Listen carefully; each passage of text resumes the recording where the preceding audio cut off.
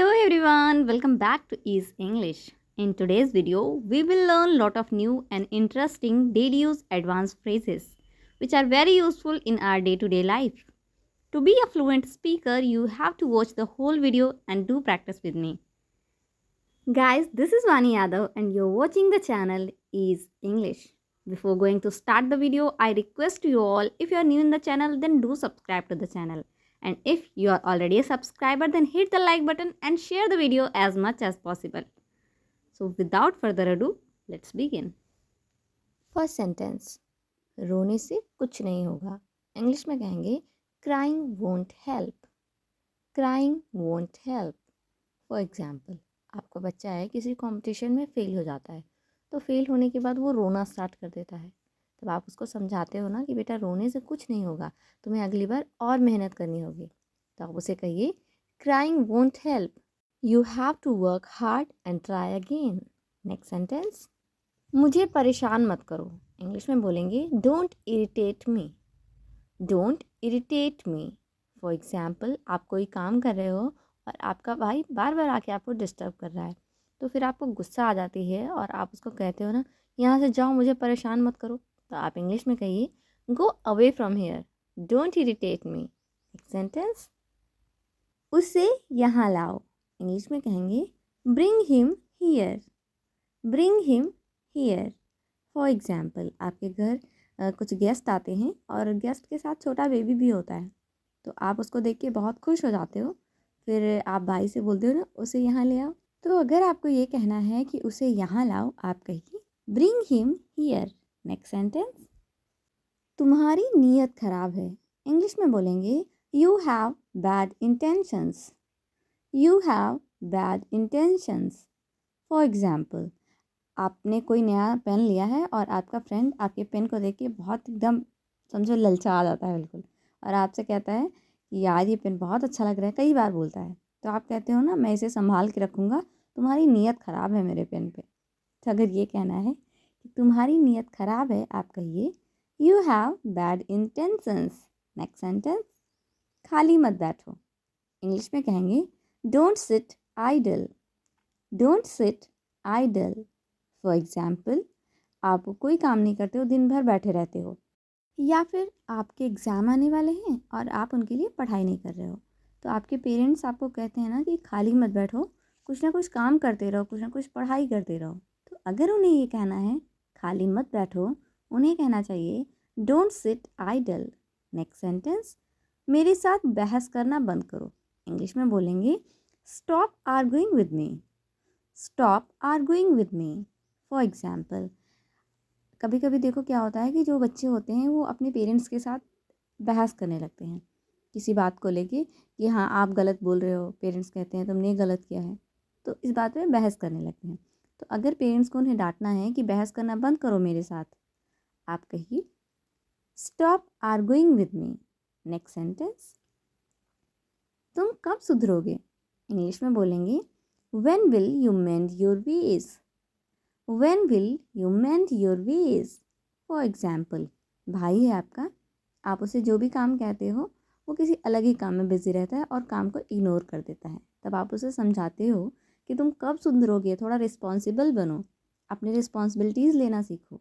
तो अगर कहना है तुम कब सुधरोगे, आप उसे इंग्लिश में कहिए When will you mend your ways? Next sentence, यह सुनकर मेरे रोंगटे खड़े हो गए। इंग्लिश में कहेंगे I got goosebumps hearing it. I got goosebumps hearing it. For example, आप घर पे हो, सडनली आपको एक न्यूज़ पता चली, आपके आसपास किसी पर्सन का एक्सीडेंट हो गया या किसी के साथ कुछ बहुत ख़तरनाक सा कुछ हो गया, तो आप कहते हो अरे ये कैसे हो गया, ये सुन के तो मेरे रोंगटे ही खड़े हो गए। तो अगर ये कहना है आपको, आप इंग्लिश में कहिए I got goosebumps hearing it. Next sentence, मैं तुम्हें डराना नहीं चाहती थी। इंग्लिश में कहेंगे I didn't mean to scare you. I didn't mean to scare you. For example, भाई कोई काम कर रहा था, आप अचानक से उसके रूम में पहुंच गए, और जब अचानक से पहुंचे तो वो आप डर गया थोड़ा, तो आप कहते हो ना कि मैं तुम्हें डराना नहीं चाहती थी, मैं कुछ काम से आई थी। तो अगर आपको ये कहना है कि मैं तुम्हें डराना नहीं चाहती थी, आप इंग्लिश में कहिए I didn't mean to scare you. Next sentence. मुझे इस तरह परेशान मत करो। इंग्लिश में कहेंगे Don't trouble me like this. Don't trouble me like this. For example, आप कोई काम कर रहे हो और भाई आके आपको बार बार डिस्टर्ब कर रहा है उस काम में, तब आप कहते हो ना कि यार तुम यहाँ बैठ जाओ, मुझे इस तरह बार बार डिस्टर्ब मत करो। तो अगर कहना है मुझे इस तरह परेशान मत करो, आप कहिए don't trouble me like this. Next sentence.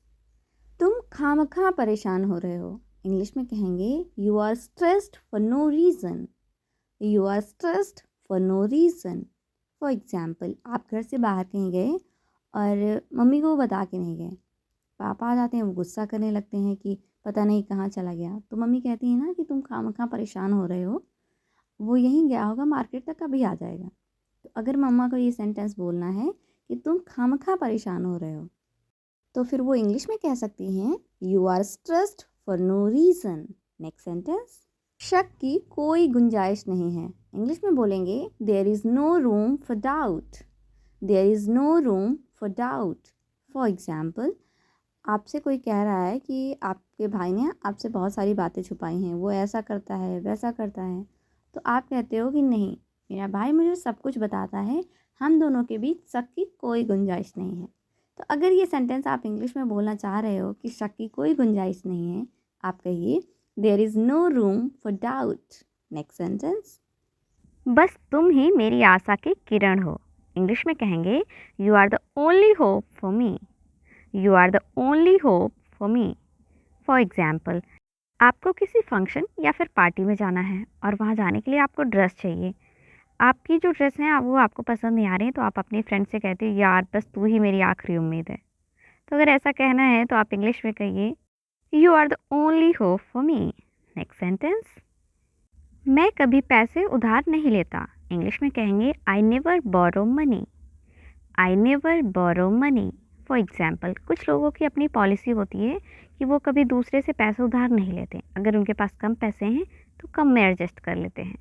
तो अगर ऐसे लोग बोलना चाहते हैं कि मैं कभी किसी से पैसे उधार नहीं लेता, तो इंग्लिश में कह सकते हैं I never borrow money.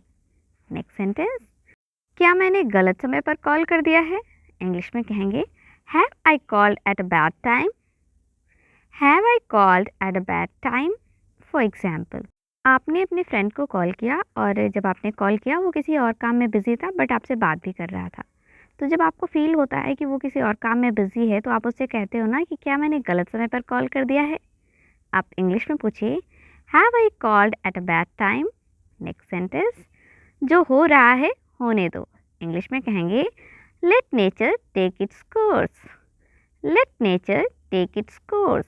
For example, आप जो भी काम करने जाते हो उसमें कुछ दूसरा काम बन जाता है, तो कई बार ऐसा होता है, तो आप परेशान हो जाते हो। तो आपको लोग समझाते हैं कि कोई बात नहीं, जो हो रहा है होने दो, हर चीज़ अच्छे के लिए होती है। तो अगर ऐसा कहना है जो हो रहा है होने दो, आप इंग्लिश में कहिए let nature take its course. Next sentence. हर चीज़ की हद होती है। इंग्लिश में कहेंगे there is a limit for everything. There is a limit for everything. For example, काफ़ी देर से भाई आपको परेशान कर रहा है। जब आप परेशान हो जाते हो तो उससे कहते हो कि हर चीज़ की एक हद होती है, बस करो अब। तो अगर ऐसा कहना है कि हर चीज़ की एक हद होती है, आप कहिए there is a limit for everything. Next sentence. मैंने बहुत कोशिश की पर सब बेकार। इंग्लिश में कहेंगे I tried a lot but all in when. I tried a lot but all in when. For example, आप काफ़ी दिनों से जॉब के लिए ट्राई कर रहे हो, आपने बहुत सारे इंटरव्यूज़ दिए बट कुछ हो नहीं पा रहा, तब आप कहते हो कि मैंने बहुत कोशिश की पर सब बेकार हो गया। तो अगर ऐसा कहना है, आप इंग्लिश में कहिए I tried a lot but all in when. Alright guys, that's all for today. I hope आपने वीडियो को पूरा देखा होगा, वीडियो आपको बहुत इंटरेस्टिंग लगा होगा और कई सारे नए नए सेंटेंसेस आपने सीखे भी होंगे। वीडियो अच्छा लगा है तो प्लीज़ वीडियो को लाइक करें, ज़्यादा से ज़्यादा शेयर करें अपने फ्रेंड्स और फैमिली के साथ। और हाँ, चैनल पे पहली बार विज़िट कर रहे हैं तो प्लीज़ चैनल को सब्सक्राइब करना बिल्कुल भी ना भूलें। मिलते हैं हमारे नेक्स्ट वीडियो में। Till then, bye bye.